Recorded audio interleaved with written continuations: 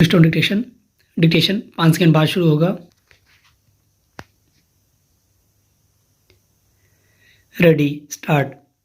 केंद्र सरकार ने राज्यों और केंद्र शासित प्रदेशों से कोरोना जांच के काम में तेजी लाने को कहा है। सरकार की चिंता इसलिए बढ़ी है कि कुछ दिन पहले तक जहां संक्रमण के मामलों में तेजी बनी हुई थी, वहीं अचानक मामलों में कमी आती दिखने लगी। ऐसे में सवाल उठना लाजिमी है कि मामले अचानक कैसे कम होने लगे। फिर कई राज्यों ने जांच के काम में जैसी शिथिलता बरती और लापरवाही दिखाई, वह भी कम चिंताजनक नहीं है। ऐसी भी खबरें हैं कि कई राज्यों ने अपने यहाँ जांच केंद्र ही बंद कर दिए। सवाल यह है कि अगर जांच ही नहीं होगी तो पता कैसे चलेगा कि कौन संक्रमण से ग्रस्त है और कौन नहीं। ऐसे में संक्रमण और फैलेगा। समस्या यह है कि जैसे ही लगने लगता है कि हालात काबू में आने लगे हैं, तो जांच का काम बंद कर दिया जाता है। इसका नतीजा यह होता है कि संक्रमितों का पता ही नहीं चल पाता। संक्रमित व्यक्ति, चाहे वह लक्षण वाला हो या बिना लक्षण वाला, दूसरों के लिए जोखिम बन जाता है। अब ज़्यादा सतर्क रहने की ज़रूरत इसलिए भी है कि हम तीसरी लहर का सामना कर रहे हैं। दरअसल पिछले दिनों भारतीय आयुर्विज्ञान अनुसंधान परिषद ने अपने निर्देश में कहा था कि जिन लोगों को संक्रमण के हल्के लक्षण हैं, उन्हें जांच करवाने की ज़रूरत नहीं है। जाहिर है, ऐसे में लोग जांच करवाने से बचेंगे। इस निर्देश से यह मुश्किल खड़ी हो गई कि अगर किसी को हल्का संक्रमण भी हो गया और उसने जांच नहीं करवाई, तो वह दूसरों के लिए संक्रमण का वाहक बन सकता है। जांच का मकसद ही यह है कि संक्रमितों का पता लगाया जा सके और उन्हें एकांतवास में रख कर दूसरों को बचाया जा सके। संक्रमण को फैलने से रोकने के लिए जो बुनियादी उपाय तय किए गए हैं, उनमें एक उपाय संक्रमित व्यक्ति के संपर्क में आए लोगों का पता लगाना भी है। पर जब से जांच के काम को नज़रअंदाज किया जाने लगा, संक्रमण के मामले बढ़े हैं। जहां जांच की रफ्तार कम पड़ी है, वहां मामलों में कमी दिखने लगी और सरकारें दावा करती दिखीं कि उनके यहाँ हालात काबू में हैं। कोरोना संक्रमण की प्रकृति इस तरह की नहीं है कि अचानक से मामले बढ़ने या कम होने लगें। कायदे से होना यह चाहिए कि हल्के लक्षण सामने आने पर भी जांच जरूरी हो और इसके लिए लोगों को भी पहल करनी होगी। कहा यह भी जा रहा है कि आंकड़ों में अचानक गिरावट इसलिए भी दिखी है कि जो लोग बाजार से किट खरीद कर जांच कर रहे हैं और संक्रमित निकल रहे हैं, उनके आंकड़े आधिकारिक रूप से दर्ज नहीं हो रहे। कम जांच के पीछे इस हकीकत से भी इनकार नहीं किया जा सकता कि अभी भी राज्यों के पास जांच के पर्याप्त इंतजाम नहीं है। पैसा देकर निजी संस्थानों से जांच करवाना हर एक के बूते के बाहर है।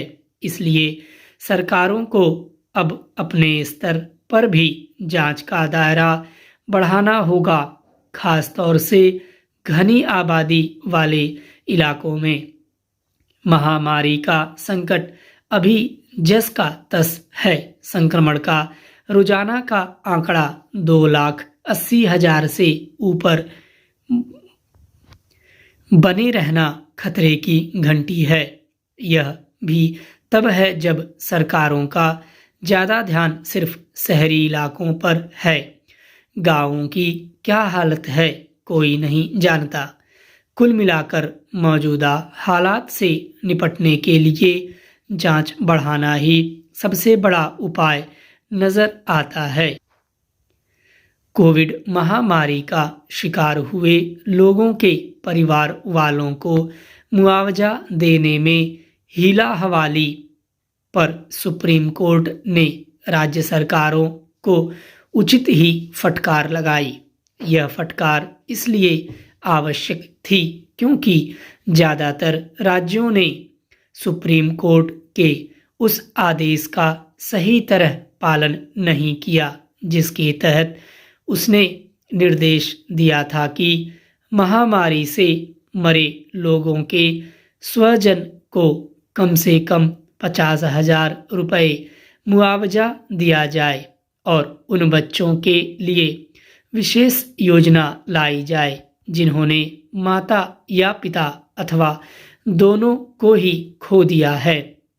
कायदे से तो राज्य सरकारों को तत्परता का परिचय देते हुए सभी प्रभावित परिवारों को राहत देने का काम प्राथमिकता के आधार पर करना चाहिए था।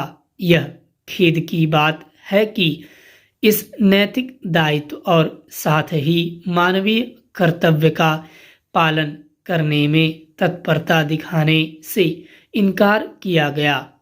इससे यही प्रकट हुआ कि शासन के कल्याणकारी पक्ष की अनदेखी की गई। इससे खराब बात और कोई नहीं हो सकती कि जब राज्य सरकारों को कहीं अधिक संवेदनशीलता के साथ अपने मानवीय चेहरे का परिचय देना चाहिए था, तब वे इसके उलट काम करती दिखाई दी। विडंबना केवल यह नहीं है कि राज्य सरकारों ने मुआवजा बांटने का काम समय रहते सही तरह नहीं किया, बल्कि यह भी है कि उनकी ओर से पेश आंकड़ों में महामारी से मरे और मुआवजे के हकदार लोगों की संख्या में भी अंतर देखने को मिला। इस संदर्भ में इसकी अनदेखी नहीं की जा सकती कि कई राज्य सरकारें इस तरह के सवालों से घिरी रही हैं कि उन्होंने महामारी से मरे लोगों की सही संख्या सामने लाने का काम नीर छीर ढंग से नहीं किया। सुप्रीम कोर्ट के सवालों से यह भी इंगित हुआ कि जहां कई राज्यों ने महामारी से होने वाली मौतों का लेखा जोखा सही ढंग से नहीं किया, वहीं कुछ ने मुआवजे के लिए आए हजारों आवेदन पत्र खारिज कर दिए। ऐसा करने वाले राज्यों ने यह भी नहीं बताया कि किस आधार पर आवेदन खारिज किए गए। यदि आवेदन पत्रों में कोई त्रुटि थी तो उसे ठीक कराने की जिम्मेदारी राज्यों के प्रशासन को अपने स्तर पर उठानी चाहिए थी।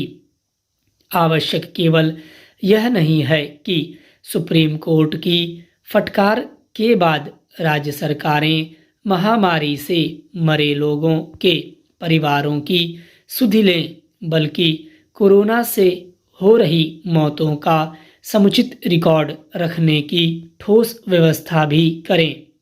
इसके साथ ही यह भी अपेक्षित है कि वे कोरोना संक्रमण पर लगाम लगाने को लेकर भी सक्रिय नजर आएं। निस्संदेह इसके प्रति आम लोगों को भी सजग रहना होगा क्योंकि संक्रमण की तीसरी लहर अभी जाती हुई नहीं दिख रही है। स्टॉप।